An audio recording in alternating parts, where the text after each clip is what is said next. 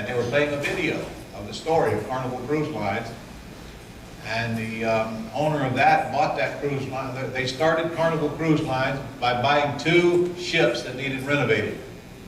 They bought one handyman special and renovated it, put it out on the water and started their business, and then they bought another one. It wasn't until their 3rd ship that they actually bought a new ship. And he was telling them, there were times in our beginning years when we had to go on the ships and rob the cash registers in the bars in order to make payroll.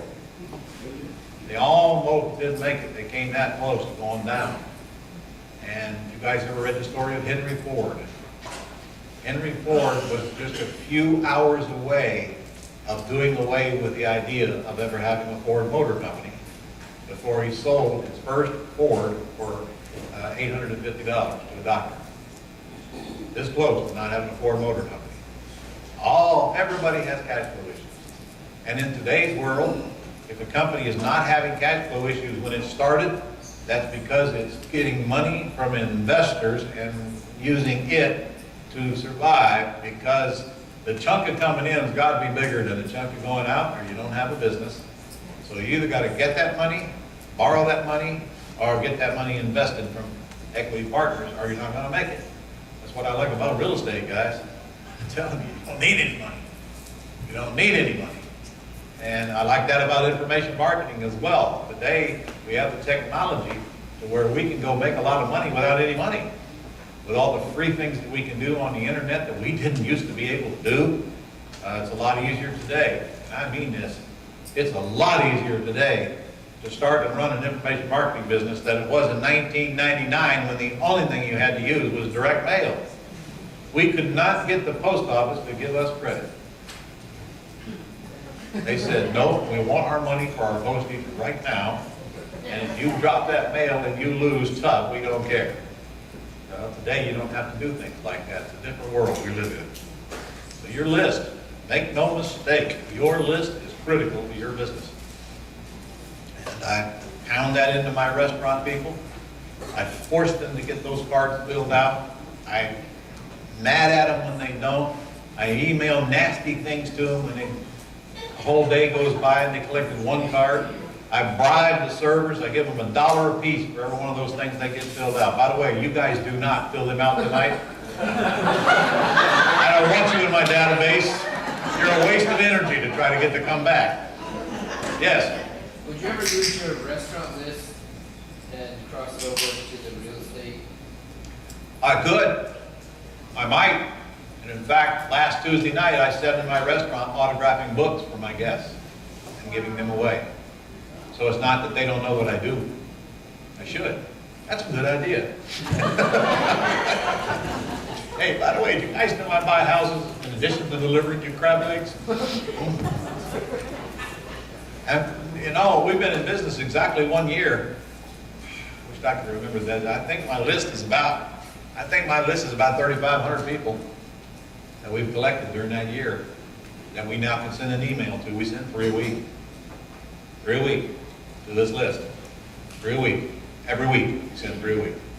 And from time to time we send them a text because we got their permission to do so. You know how valuable that is to us? And yet, you ask any restaurant owner what they need a list for. When I sold my last restaurant, I offered them the list we built. They didn't even want it.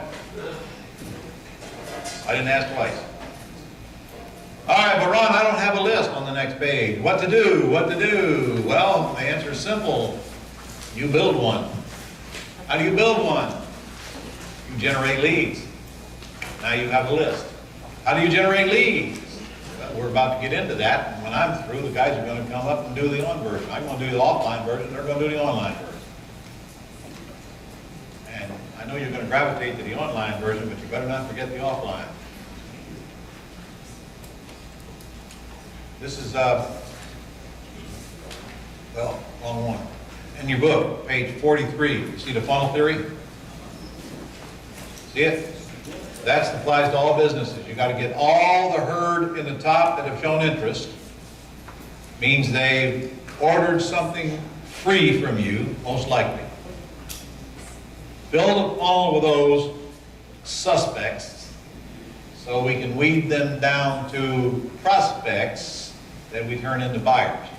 In our case, they go from suspects to buyers, period. In the case of real estate, they go from anybody who has his house for sale, suspects, to prospects when they say yes to terms, to sellers when we actually get a contract. Same funnel. We got to fill that top, or we don't have a bottom. And you're all in global funnel somewhere, or you wouldn't be here. Some of you actually think you're at the bottom.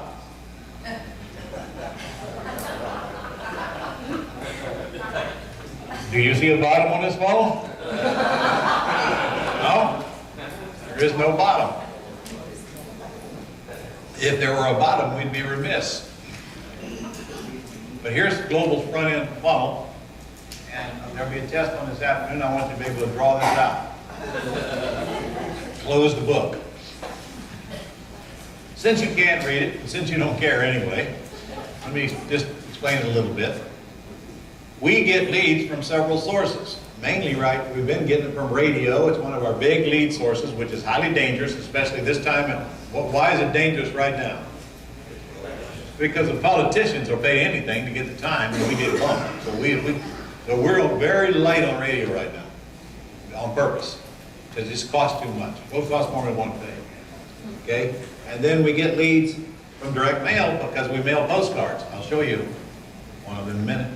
And we get leads on the web. And we drive traffic to several different websites to give them the free book. In fact, ronsfreebook.com. If you want to write it down and go to it, ronsfreebook.com, one of them. ronsdollardeal.com is another one of them. That's the one that collects $1, puts them in the Gold Club, and gives them the wholesaling course free if they want to download it. Those are our lead generating websites, at least a couple of them. And we also do a lot of joint ventures to get leads and buyers of various types. We do webinars for their product into our list. We do webinars with our product into their list. And of course, there's other ways. I stand on other people's stages and speak. But these are our front-end lead generating tools that we're using right now for the most part. All these calls from radio or direct mail go to an IVR. That, you all know what an IVR is? Interactive Voice Response System. And that IVR captures their information. In fact, I'll give you a phone number. You want to write it down? I don't know if I think it's still active. 800-497-7450. 800-497-7450 is one of the many numbers we use. 800-497-7450. Now, we use multiple numbers because each number is now attached to a media. In other words, if I'm running on radio, that's one number. If I'm doing a postcard, that's another number. Just like you do for houses. 5 numbers you get from Pat Live, each should be attached to a different medium. So you can track what's working. But they all go the same IVR. And that thing just works like clockwork. For several years, that thing has just worked. There's no humans. There's no weird stuff happening. There's no bad attitudes today. There's no accents that you can't understand. It's all automated. 24 hours a day, this thing comes on and takes their information and says, okay, we'll get you the free book and CD that you requested. We send it to them electronically, or they have a choice. They can order it sent to them for postage. Now, after that information is collected, now we go into a $29 upsell right on the IVR. They get a chance to buy a really great package for $29. Those who take us up on that offer are immediately customers. They are no longer suspects or leads. There's leads, there's buyers. There's about 9% of them that are immediately buyers, with no human involved. They leave their credit card number right on the IVR. Once the $29 offer is done, now we hit them with a $97 offer before they get off the telephone. About, I can't remember the percentage, but of course a much smaller percentage take us up on the $97 offer before they get off the telephone. Y'all understand that? And there's no human involved. So automatically, all we do, by the way, to run the radio, it's one email. We're going to spend X number of dollars this week. Media buyer does the rest. We don't even get involved in it. What do we know about running radio? Nothing. So we let an expert who does this day in and day out and knows the ropes decide what stations and what times and all that, basically, is where they're going to get the good buys. And they alert us when we're not going to get a good buy, and they won't let us spend the money. In other words, they do their job. We don't have to think about radio. Don't even know where it's from. We don't care where it's from. Even though we get a report on where it was run. So here they come. 91% of them are leads, which means they raise their hand, they have interest. They haven't bought it. 9% of them are customers. Now, of course, which one of these two lists is the most cherished? Well, no, the customers, of course, are the ones that need the most attention. Now, this list is a list of hits that we hit them with to get them to buy more things in this list. This is a series of direct mail pieces and email pieces and outbound telephone calls and inbound telephone calls are all in this list right here for about 90 days. You're not going to be able to understand if you read it anyway. Okay? So this is called our funnel. This is our buyer's funnel. Now, the ones that don't buy, they go over here into the lead funnel. The lead funnel is totally different. We spend quite a bit of money upselling people who buy from us. The leads over here, frankly, our whole goal, all we're trying to do with these leads is turn them into buyers.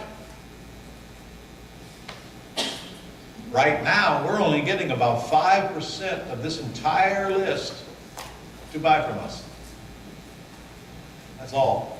Because they're all looking for something free, and most of them are a worthless waste of space. In fact, we call them pets.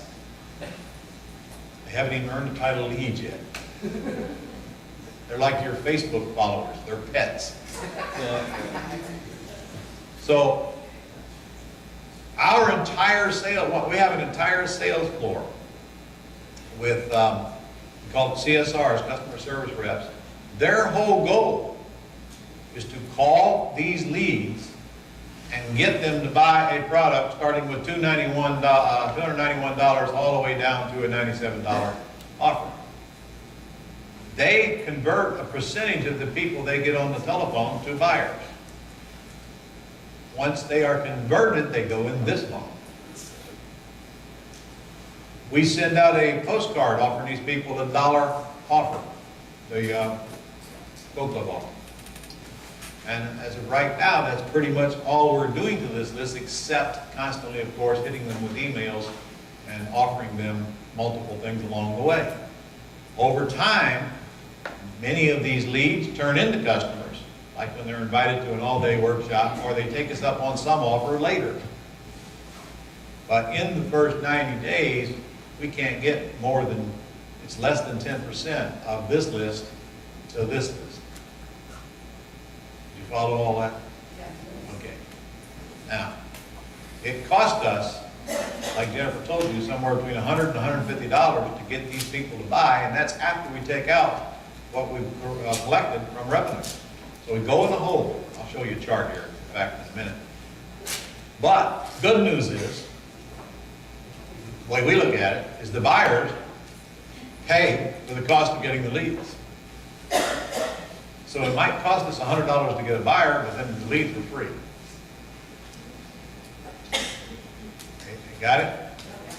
So, and this funnel is, you know, it's working. It's all there is to it. I mean, it just works. Of course, we're always tweaking it, fixing it, but in fact, we just did a recent test. Working on a recent test right now. Get me a second. Working on a recent test right now where we took away the $29 offer and started with a $97 offer. And so far, the $29 offer is winning. We get more customers, which is really the important thing, isn't it? We've collected about the same amount of dollars, actually. But we're getting more customers with a $29 offer. Like that probably shouldn't be a big surprise. So we're constantly doing some testing. Yes? Can you get a copy of what? What on earth would you do with a copy of that?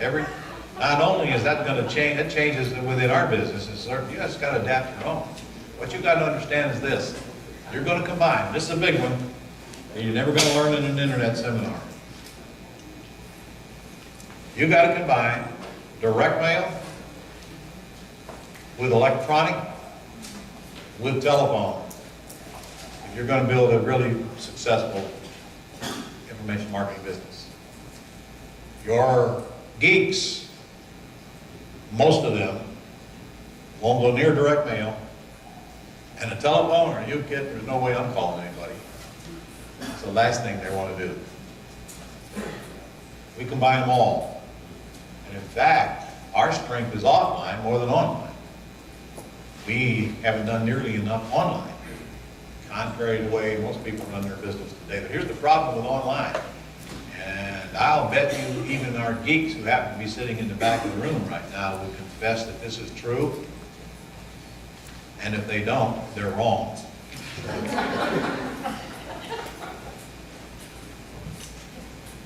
The quality of the customer you get online will not come close to the quality of the customer you get offline. When you get them by direct mail, they are, or print, they are much more apt to spend money, and they're a lot better lifetime value than they are by collecting them online. Just the nature of the beast. Same thing is true with real estate leads too, guys. The people who advertise BizBos on websites are way less quality of lead than people who have signs in front of their house and respond to your letters or your ads. Way less quality, plus they're 10 times harder to reach on telephone. It seems more personal. Since I've been around, it's always been the case. Yeah, it just seems more personal. Yeah, by the way, Relationship. you know where your next lowest quality lead is? Television. Low quality leads. Direct mail is all, direct mail and print. Now, direct mail and print go hand in hand. Print means you're running an ad in a magazine or paper or whatever, and they respond to you. When you get them to respond to you, they just are really good quality leads and customers. Now, of course, what's our best quality customer? It's when I'm standing on a stage and they spend $4,000 to get on Planet Ron. Obviously, that's a pretty good quality customer, you know, like you. However, what was my marketing cost? You flew to Canada without a passport. No. My marketing cost was half the sale, plus my expenses to fly and stay at the hotel. That's a very expensive marketing cost. Now, we're going to talk about, we're going to talk about speaking, I think, today. Make no mistake, speaking is nothing more than a customer acquisition tool. It's not a business. And it's a very expensive way to acquire customers. However, it's a very easy way because there's no funnel. Your butt stands on a stage and you collect customers and you work with them for a lifetime, hopefully.